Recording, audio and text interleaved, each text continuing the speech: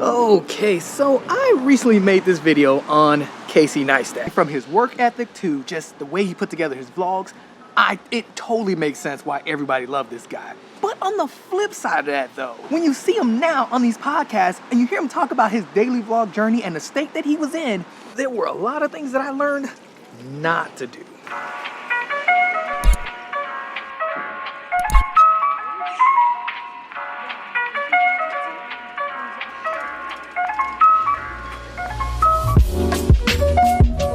But yeah, I highly recommend watching a lot of the interviews that he's done on these podcasts and then go back and just check out just a couple of his vlogs, and man, you will see what I'm talking about. And not for nothing, Casey and I are very similar. We both have families, we both grew up poor basically, and we understand the struggles and we have a really good work ethic. We both also worked in like traditional media versus YouTube. Like we both see the difference and we both take what we've learned from traditional media and implement it in our vlog. So one of the first things that stood out to me, especially being married and having a family, is you gotta know when to put the camera down. And to be honest, I kind of realized this a while ago because it just kind of made me feel some type of way when I used to like put my kids on, like I used to put them in the vlogs where you can see their face and everything, but it made me feel some type of way. And I'm gonna be honest, it didn't make me feel good. And look, this is no shade to Casey again, this ain't a diss track, but in his podcast, one of the saddest things was that he literally almost got divorced because he was vlogging so much. And he even said it himself that he was using his wife for content. I used to like avoid fights with her, avoid arguments with her. I very deliberately used to quell any disagreements we'd have because I needed her for content. You have no idea how close to divorce we were. So when you look back on those older vlogs with him and Candace, she was so unhappy, and he addresses this so many times in a bunch of his interviews. She didn't want to be there. She didn't want to be on camera like that. And this wasn't obvious to us, the viewers, but he knew that it was tearing them apart. But it was something that had to be done because he was daily vlogging about his life and him living in New York, and his life consisted of his children and his wife. So look, if you are in the vlog game, be mindful about the people who are in your life. This is the main reason why I do not, at the end of the day, I'm sorry to say this, but my wife is extremely important to me, as well as my kids. My kids and my family, super important to me. So I try to keep that stuff a little separate from this. Even though I love doing this, I love making videos, but I also love my family too. So look, I cannot drive this home enough. Know when to put the camera down. Don't just go filming everything, even when it feels awkward, or if you feel uneasy, or you know other people feel uncomfortable that are important to you. Look, just put the camera down. It is not a good thing to do what he did. And to be honest, thank God too, because that would have sucked for him. Like, I don't even think, after doing so much research on this guy, and watching all his videos, like, I couldn't imagine, like, just think of how terrible it would have been if they had got divorced. So look, always keep that in mind, and don't forget to put the camera down. Know your boundaries and put the camera down. Something else that Casey Neistat taught me not to do has to literally be to take everything for face value. And look, this is a big one. Oh, did I just step in? Oh, I didn't step in that dog poop. That was dog poop back there. I mean, look, we already talked about how him and Candace almost got divorced, but did y'all know that he was like $200,000 in debt when he was doing this vlog? Like, I didn't know that, but now when you think about it and you look back on the vlogs and how much he worked and how much he traveled and went back and forth with all these events so that he could make money, it totally makes sense. Like, he needed to do these things. At the end of the day, he was broke. Like, he needed to make some money. And now obviously it worked out for the guy because he is banking right now. But something else too that comes to mind is, okay, were the vlogs really real? And the answer to that is kind of like a no, because he constructed them to a T. They were very well planned. Like, every time I talked to camera, it was meant to feel super spontaneous and conversational, but like, I think almost without exception, every word that I said, and I mean that literally, like every word, every syllable, was somewhat And he premeditated. said, so what do you want to film today? Like, do you have your ideas? Like, do you know what you want to do? Like, can I help? I was like, yeah, I don't know, maybe, like, I don't really know what's in plan or what's in story. He's like, I've got the whole thing mapped out. Like, my video's already done. It's like, oh, yeah. And he's like, oh, bro, I've got this so streamlined. And we left, and he went to an exact spot to do an intro that he already knew, and everything was very much mapped out in his mind, and he was able to execute. And I ain't a hater. My hood never let me be a hater. Ain't nothing wrong with planning out your vlog. I say it all the time. Like, it is better to me to plan it out than to just wing it. That's just me. But as a viewer though, I'm sure just like me, y'all were under the impression that it just looked like he was just going about his day to day, when the reality was, and he even says it many times in his interviews, not in the vlogs, but in his interviews, he says it all the time that he planned it to a T. And now, was it spontaneous sometimes? Of course. Actually, it was spontaneous a lot of times, but he never just winged it. You know what I mean?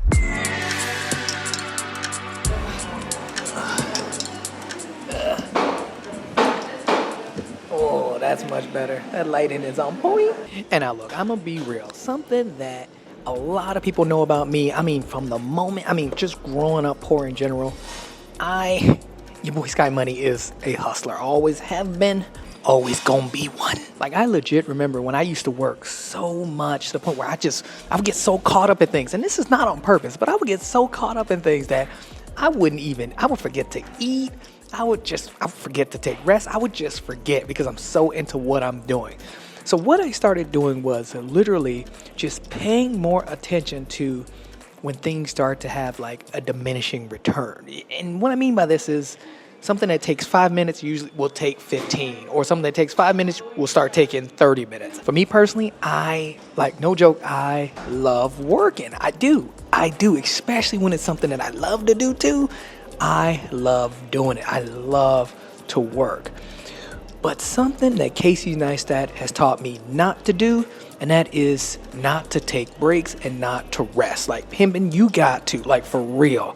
Every podcast that he's gone on and every interview that he's talked about, he's mentioned how burnt out he got. Look, at the end of the day, burnout is real, and you have to almost look at sleep and resting as being more productive, because at the end of the day, if you can't even get up and move, or if you can't think straight, you're no good for anybody. Vlog or whatever, like, it had destroyed me. I was as burned out as anyone could ever be. And now, again, I do have to say, I am an advocate for, we kind of dark. If you have to work, if your financial situation is bad, pimping, you need to pick up 2 or 3 jobs. You got to do what you got to do. Take care of the people you love. You just got to do it. But if you can afford to, make sure that you're taking breaks before you burn out. Learn how to rest and not to quit. Because at the end of the day, that's really what it is. Sleep and resting is being productive.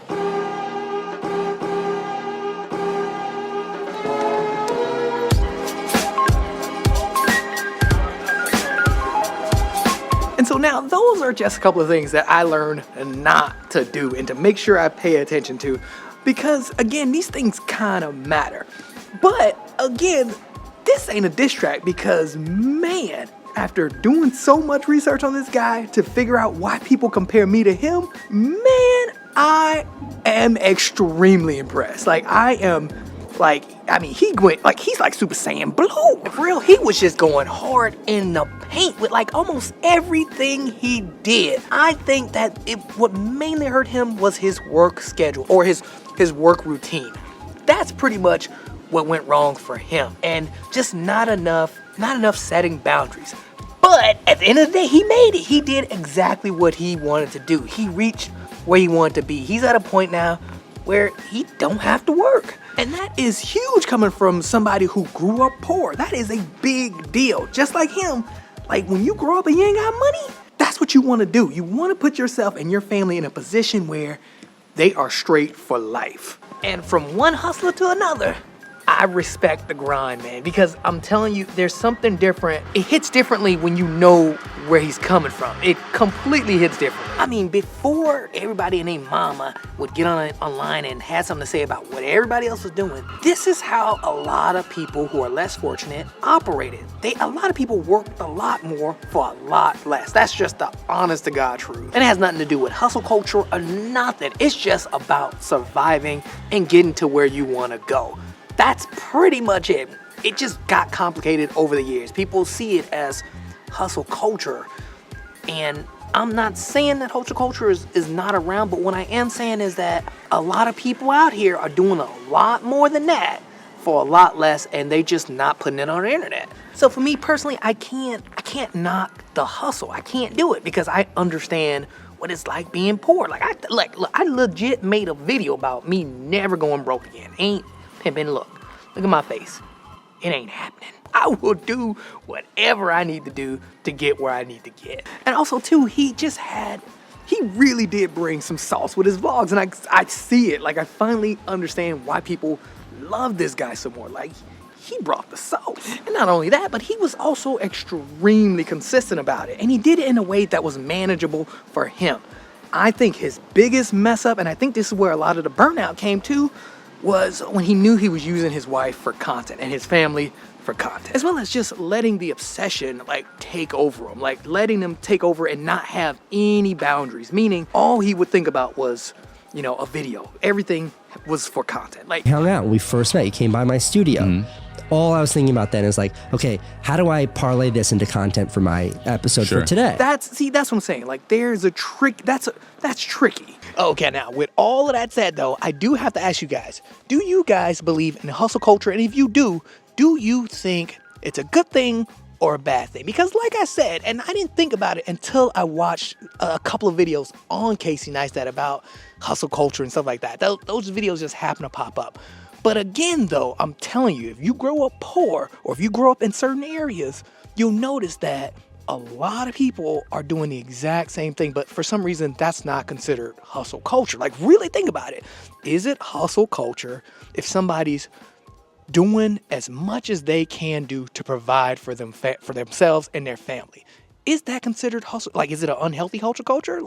For real, let's be real. And another reason I ask is because I've watched a couple of other videos by Casey Neistat, and I feel like hustle culture is something that's pushed on you, and he's never really pushed that on other people, to be honest. He said a couple of things, but he wasn't Gary Vee in it, if you know what I'm saying. Everybody knows, everybody's seen these Gary Vee videos. I think Gary Vee is I think he's the example of hustle culture gone bad. That's what I think, because I do think that it can be healthy to hustle. But what do you guys think? Do you guys think hustle culture is bad? Or do you think, I think, where it depends? For me personally, I think it depends on if you're pushing other people to do the same thing. Now, for me personally, like I said, I ain't never going broke. That's all I gotta say. I ain't never, ever going broke. So I'm gonna get out here and do what I need to do. But does that mean I'm influenced? Am I giving into the hustle culture? Let me know in the comments below, because I would love to know. I think that's to me, I think that's just such a good question. Where do you land on hustle culture? I'd love to know in the comments below. Don't forget, comment, subscribe. I hope you enjoyed it, because I enjoyed making it. I'll see you in the next one, and it ain't over until we win. All right, I need to go back to work.